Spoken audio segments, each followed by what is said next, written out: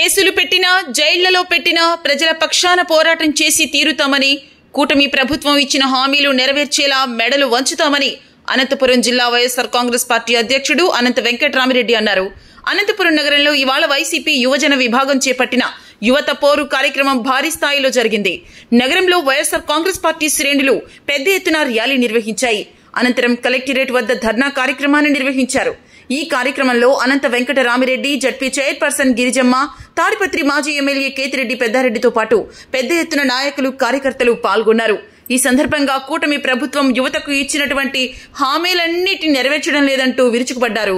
జిల్లా అధ్యక్షుడు అనంత వెంకటరామిరెడ్డి మాట్లాడుతూ హామీలు నెరవేర్చకపోతే కాలర్ పట్టుకుని నిలదీయాలని గతంలో నారా లోకేష్ అన్నారని, ఇప్పుడు యువతకి ఇచ్చిన ఏ ఒక్క హామీ నెరవేర్చడం లేదని మరి కాలర్ పట్టుకోవచ్చా అంటూ నిలదీశారు.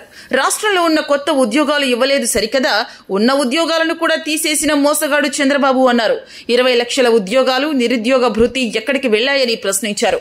సూపర్ 6 హామీల్లో ఏ ఒక్కటి కూడా అమలు చేయకుండా అన్ని వర్గాల ప్రజలను మోసం చేశారన్నారు. ఇచ్చిన హామీలకు ప్రధాని మోదీ కూడా బాధ్యత వహించాల్సి ఉంటుందన్నారు. ఇచ్చిన హామీలు నెరవేర్చే దిశగా వైఎస్ఆర్ కాంగ్రెస్ పార్టీ పోరాటం చేస్తుందని, ఇప్పుడున్న 3 పార్టీలతో పాటు రాహుల్ గాంధీ కాంగ్రెస్ పార్టీ, షర్మిల కాంగ్రెస్ పార్టీలు కూడా కలుపుకుని ఎదురు వచ్చినా వెనక్కు తగ్గమని అనంత వెంకటరామిరెడ్డి అన్నారు. ఈ కూటమి ప్రభుత్వం జూన్ 12 అనుకున్నాం. చంద్రబాబు నాయకత్వంలో ప్రభుత్వం ఏర్పడిన తర్వాత మేము కూడా అనుకున్నాం. జగన్మోహన్ రెడ్డి గారే చేస్తే ఈరోజు ఈ కూటమిలో భాగస్వామ్యమైన భారతీయ జనతా పార్టీ కూడా ఉంది కాబట్టి పైన మోడీ గారి యొక్క ఆశీర్వాదాలు కూడా ఉన్నాయి. తప్పకుండా కూడా కేంద్ర ప్రభుత్వంతో అన్ని హామీలు కూడా నెరవేరుస్తాడు. బాగా కూడా మాట కూడా చెప్పడం జరిగింది.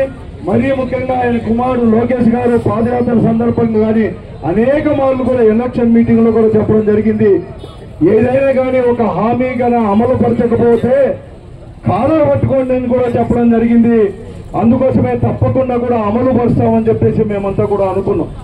ప్రజలందరూ కూడా భావించారు, విశ్వసించారు. పెద్ద ఎత్తున ఎవరు ఊహించలేదు. ఈ రోజు పెద్ద ఎత్తున అందరూ ఏమనుకున్నారంటే సంక్షేమ కార్యక్రమాలు జగన్మోహన్ గారు ఇన్ని ఇచ్చారు, తప్పకుండా కూడా అతనే గెలుస్తారు, మళ్ళా కూడా అందరూ గెలుస్తామనుకున్నాం. కానీ అంతకంటే ఎక్కువ ఇస్తామని చెప్పారు కాబట్టి చంద్రబాబు నాయుడు గారు ఇస్తారని చెప్పి ప్రజలు నమ్మారు, ఓట్లు వేశారు. 163 సీట్లు అనుకున్నాను, 11 సీట్లే. 40% ఓట్లు మనందరూ కూడా పోలైన ఓట్లు వైఎస్ఆర్ కాంగ్రెస్ పార్టీకి వచ్చినా ఆ 3 పార్టీలు కలిపి కూడా దాదాపు కూడా 12% కూడా ఓట్లు కూడా ఎక్కువ కూడా ఇవ్వడం జరిగింది. అందుకోసం మొదటి సంతకం పెట్టాడు ఆయన. వెంటనే కూడా డిఎస్సి అనేది కూడా వచ్చేసి అందరికీ 16,300 ఉద్యోగాలు అనుకున్నాం, ఇస్తామని చెప్పి కూడా చెప్పడం జరిగింది. ఏడాది గడిచిపోయింది ఆయన సంతకానికి కూడా. కానీ ఇంతవరకు కూడా అతి గతి లేదు. ఇంతవరకు కూడా ఇంకా పరీక్షలను అవనో ఇవ్వను అని చెప్పి జరుగుతూనే ఉన్నాయి, కానీ ఎప్పుడు జరుగుతాయో కూడా తెలియదు. కానీ చాలా మంది తల్లులలో కూర్చున్నారు. అందరూ కూడా అమ్మఒడి అప్పుడు జగన్మోహన్ ఇస్తాడు, తల్లి వందనం ఇస్తారో లేదో అనుకుంటే ఇవ్వడం జరిగింది. నేనేం కాదంలా.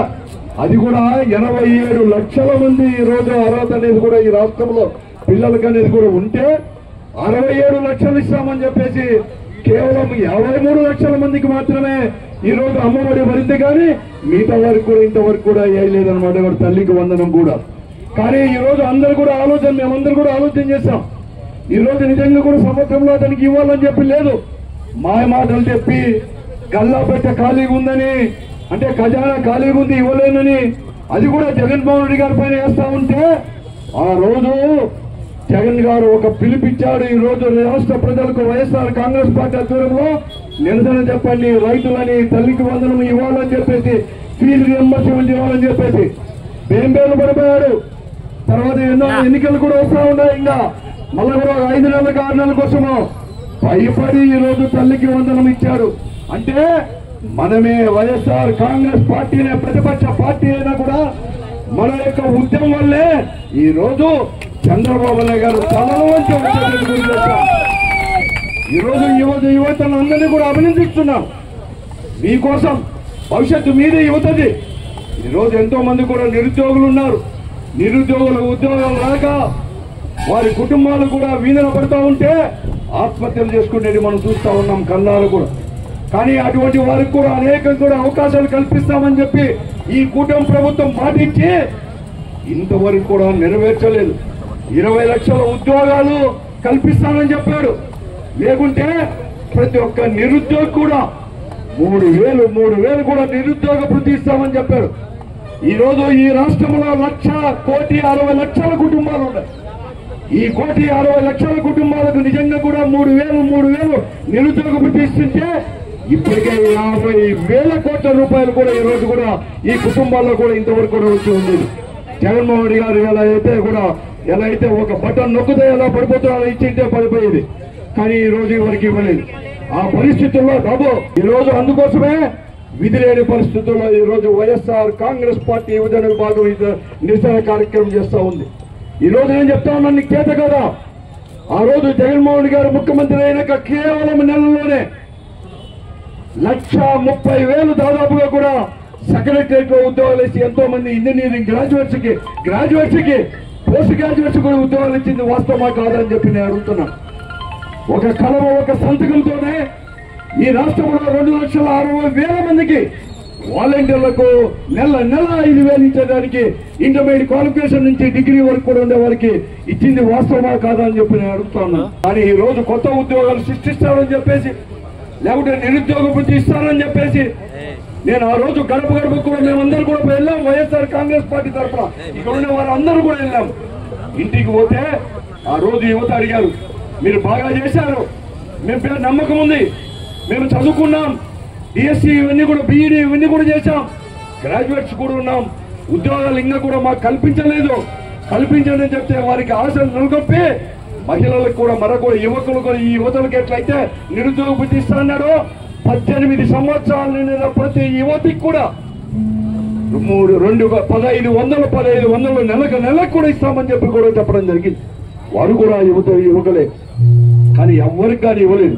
కొత్త ఉద్యోగాలు ఇవ్వకపోగా ఉద్యోగాలు ఎండిఓ ఆపరేటర్లు తీసేసి, ఫైబర్ నెట్ లో 2,000 ఉద్యోగాలు తీసేసి, సూక్ష్మ దాంట్లో కూడా ఎంఎస్సీ దాంట్లో ఇచ్చిన పరిశ్రమలు ఇచ్చిన ఉద్యోగాలన్నీ కూడా తీసేసి అనేక రకాలు కూడా ఈ రోజు నిరుద్యోగులకు కూడా ఏదైనా లోన్ తీసుకుంటే 0 తీస్తామంటే అది కూడా ఇవ్వకుండా చేసి అనేక రకాలు కూడా కొత్త ఉద్యోగాలు సృష్టించుకోకుండా, నిరుద్యోగ వృత్తి కూడా ఇవ్వకుండా ఉండిన ఉద్యోగాలను కూడా తీసేసిన ఘనత మోసగాడు ఎవరైనా ఉన్నారంటే చంద్రబాబు నాయుడు గారు యొక్క ప్రభుత్వం తప్ప మరొకటి కాదని చెప్పేసి కూడా చెప్తున్నాం.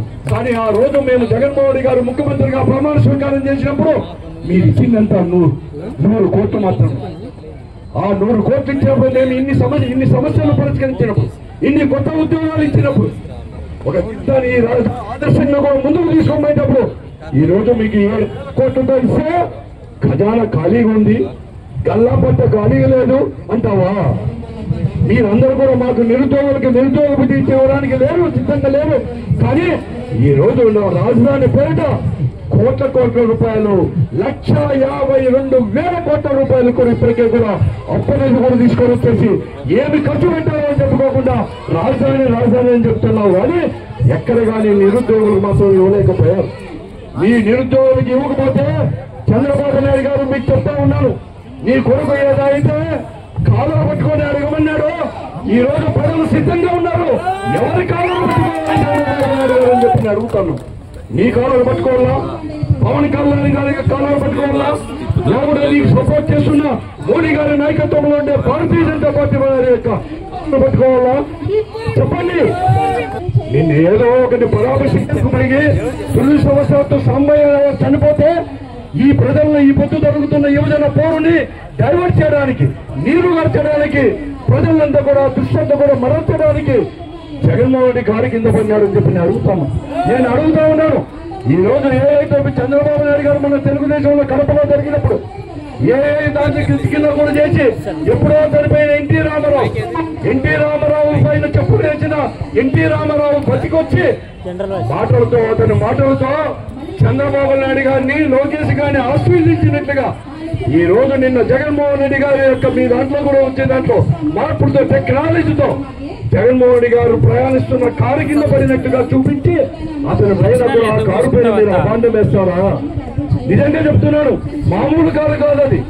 అటువంటి కారు ముందుకు పోతే, గొంతు దగ్గర పోతే ఆ బాడీ నుసి కాదా అని చెప్పి నేను అడుగుతాను. ఎక్కడ కానీ కాలేదే. పోస్ట్ మార్టం చేశారు కదా చంద్రయ్య గారిది. ఆ పోస్ట్ మార్టం రిపోర్ట్ లో ఎక్కడ కానీ రొమ్ములు కానీ రొమ్ము పైన కారు పోయింటే ఎక్కడ కానీ పంచి కూడా కాలేదని చెప్పి రిపోర్ట్ ఇవ్వలేదు. ఇటువంటి తప్పుడు ప్రచారం చేసి ఇటువంటి యువత పౌరుని ప్రజల యొక్క డైవర్షన్ చేసేదానికి మీరు కుటుంబ ప్రయత్నాలు చేస్తూ ఉన్నారు. ఇప్పటికే చాలా కుటుంబ ప్రయత్నాలు చేశారు చంద్రబాబు నాయుడు గారు. నీ ఆటలు సాగవు. వైఎస్ఆర్ కాంగ్రెస్ పార్టీ ఓడిపోయిందని చెప్పే ఎప్పుడు లేదు. మేము ప్రతిపక్షంలో ఉన్నా అధికారంలో ఉన్నా ప్రజల పక్షమే. ఈ రోజు మేము మీ కాళ్ళను పట్టేదే కాదు, మిమ్మల్ని మెడలు వంచైనా కానీ మీరు ఇచ్చిన హామీలు అమలు పరిచేటట్టు చేస్తామని చెప్పేసి కూడా నేను చూస్తున్నాను. ప్రతిపక్షంగా నువ్వు మమ్మల్ని జైల్లో పెట్టినా, లేకుంటే హౌస్ అరెస్ట్ చేసినా, లేకుంటే మా కుటుంబ సభ్యుల్లో వైఎస్ఆర్ కాంగ్రెస్ పార్టీ కార్యకర్తలు కానీ నాయకుల యొక్క కుటుంబ సభ్యుల పైన కేసులు పెట్టా ఎవరు గాని బదలము చంద్రబాబు నాయుడు అడుగుతున్నాం. రాహుల్ గాంధీ అధ్వర్యంలో ఉండే కాంగ్రెస్ పార్టీ ఒకటైతే శర్మలమ్మ కాంగ్రెస్ పార్టీ ఉంటుంది. నీ శర్మలమ్మ కాంగ్రెస్ పార్టీ కూడా అక్కడే కలుపుకుంటున్నారు. కుటుంబంలో కలుపుకో. ఎవరు గాని భయపడాం. మాకు ప్రజలు ఇచ్చింది ప్రజల కోసం మేము పోరాటం చేస్తాం. జగన్మోహన్ నాయకత్వంలో నువ్వు జైల్లో పెట్టినా కూడా ఎవరుగాను ఉండము. నీకు ఈ భారతదేశంలో పరిస్థితి తెలుసు. ఆ రోజు గాంధీ గారి నాయకత్వంలో బ్రిటిష్ వారు ఆ రోజు అప్పుడు ఉండే పరిస్థితుల్లో కూడా ఇంతమందిని జైల్లో పెట్టినా కూడా ఎట్లయితే స్వాతంత్రం తెచ్చుకున్నామో